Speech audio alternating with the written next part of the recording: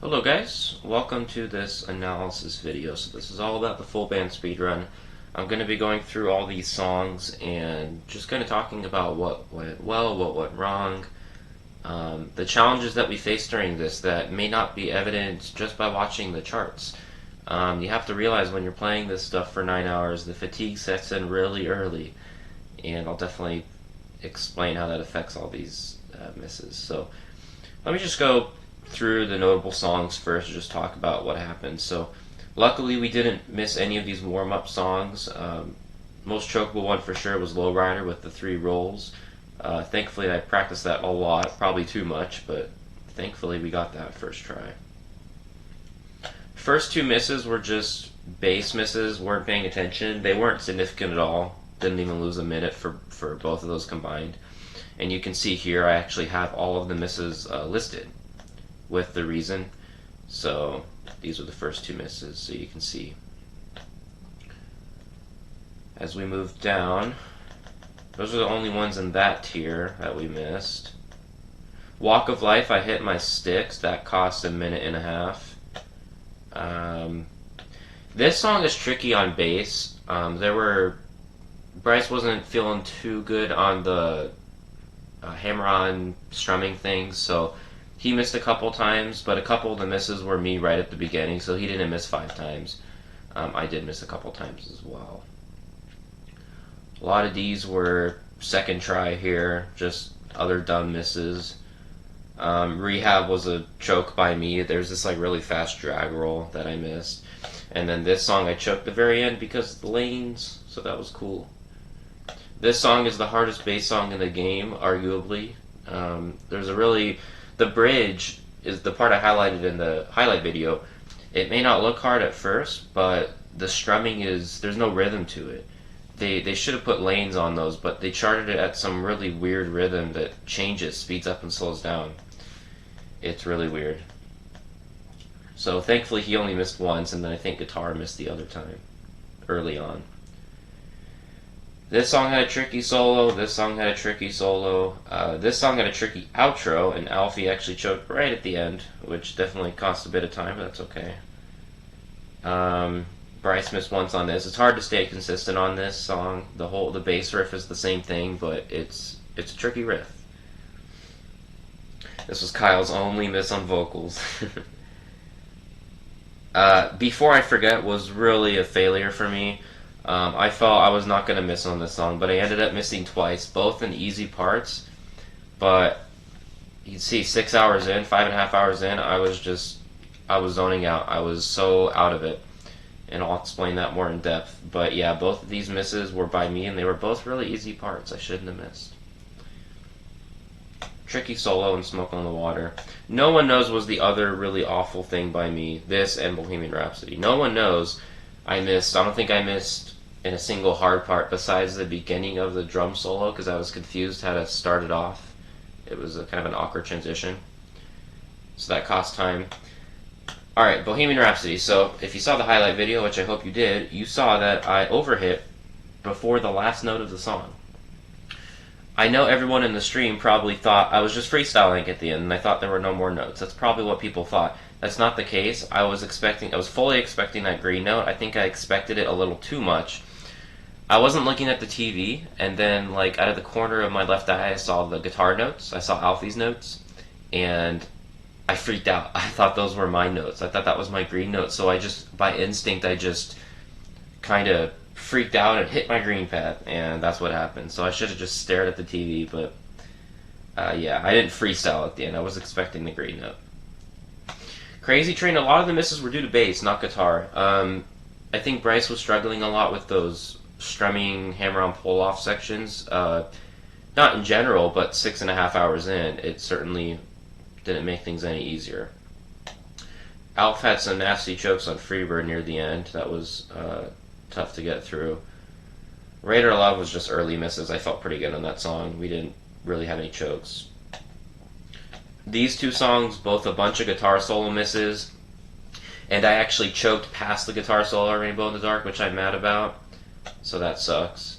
Cotton Amash took the most tries, but it certainly didn't take the most time, as you can see. A lot of guitar solo misses, basically. Beast in the Harlot and Llama were both pretty easy, honestly. I felt pretty good on it. I mean, we had a choke in Llama the very first run past the guitar solo by guitar, but it really didn't make much of a difference. And then Roundabout. So the main issue with Roundabout, bassist Bryce was having trouble with the guitar solo section, the strumming, just like Crazy Train.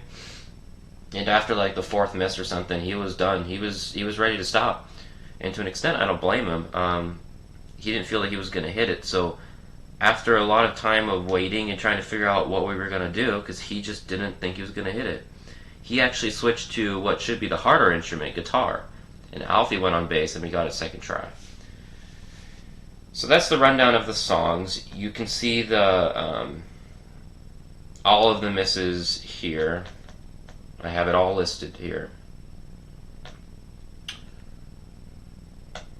So, final time was 9:37:12. Now, what could have we gotten? The optimal time, just taken by adding up all of the lost times here, 6:08:48 roughly. So, a little over 6 hours is the approximate optimal time, which means we lost 3.5 hours. Now, that sounds like a lot, and it is. A lot of it was due to Roundabout, but even if the Roundabout fiasco didn't exist, we still would have lost 2.5 hours, which is a lot of time. So Roundabout was not the only thing that screwed this up. There were definitely Crazy Train, Freebird, all of these songs over 10 minutes absolutely affected the time. And all these little like 4 minutes and 3 minutes, they add up really fast. So, out of all 83 songs, we got 48 on our first try, so we missed 35 of them. And what I put here, the songs missed greater than 30-second time loss, these are what I consider to be the significant misses. So, for example, on the first 2 songs, we really only lost time because bass wasn't paying attention in the intro. That didn't really... It's not quite the legit miss that which should be counted, so this is just saying we significantly missed 30 songs.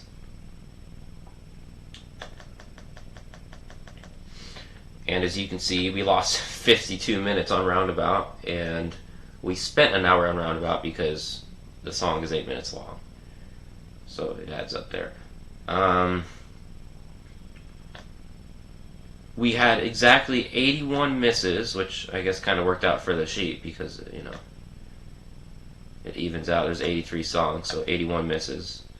I have one more thing here. Up here, I gave a little stat thing for each player. And obviously this isn't meant to show who's better or whatever. It's just meant to show how many times people missed and what their time losses were. So let's go through. Obviously, vocals, Kyle was very consistent on everything. He only missed once in the James Brown song. I missed 24 times. And 7 of those misses were just intro, like not paying attention, or I didn't even play the first note type misses. So I significantly missed 17 times. And those 17 misses cost 50 minutes, so those add up very fast. Now, I would like to compare that to my previous. I did a solo drum speed run like a month ago, and I lost 42:25. So I lost 42 minutes in that run, and I lost 50 minutes in this one. I would argue that I didn't really screw up any worse on this speedrun because even though I lost 8 more minutes,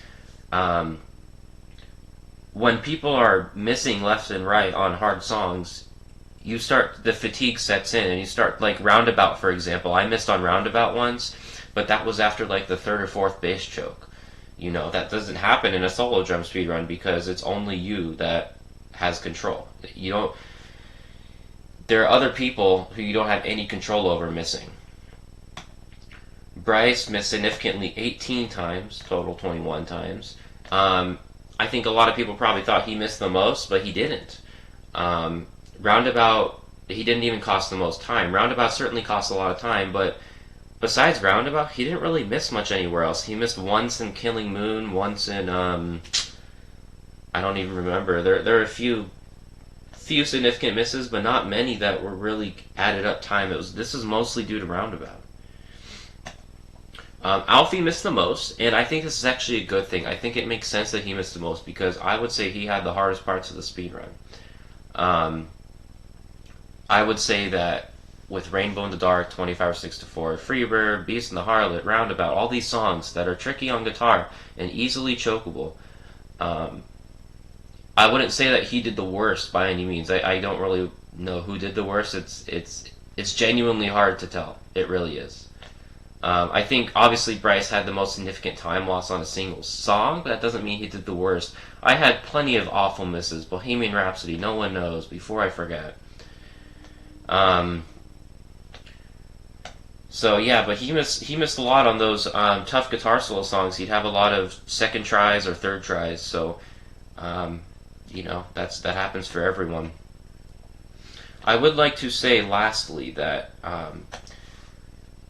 all of these songs by themselves are easy, I would say, or at least how should I put it? By themselves, I mean, by doing this speed run, you realize we are all four of us are confident that we can FC every single song within a few tries, right? Generally speaking. I wouldn't have done this if I thought it would take me 10 tries to do Beast and the Harlot, right? For example. So all of these songs are generally not really that difficult for us. I've done plenty of harder songs like these before, and so have all of us, really. But the main thing to realize, Crazy Train is a great example. I never missed in Crazy Train, but it is a tricky song for me.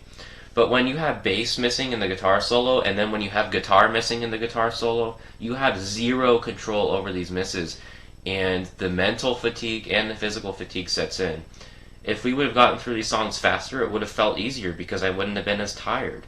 I was dying by like song number 40 because I didn't feel that way during the drum speedrun, but I felt that way during the full band speedrun because the realization for me set in that there are going to be a lot of misses that are not my fault, and you just have to learn to accept it. I guess it's a team effort, if you want to say.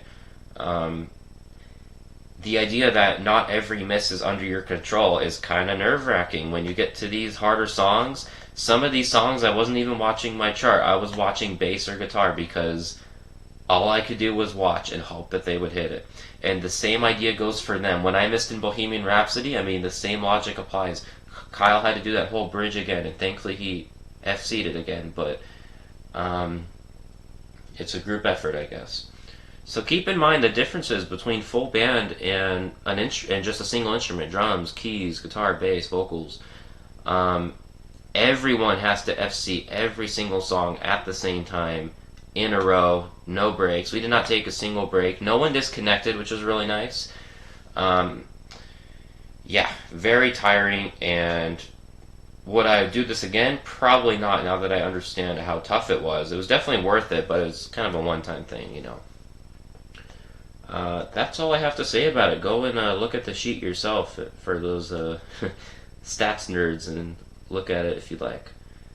I would say that this sheet, along with the highlight video, took as long to make as the speedrun itself, so it took too long, but that's okay.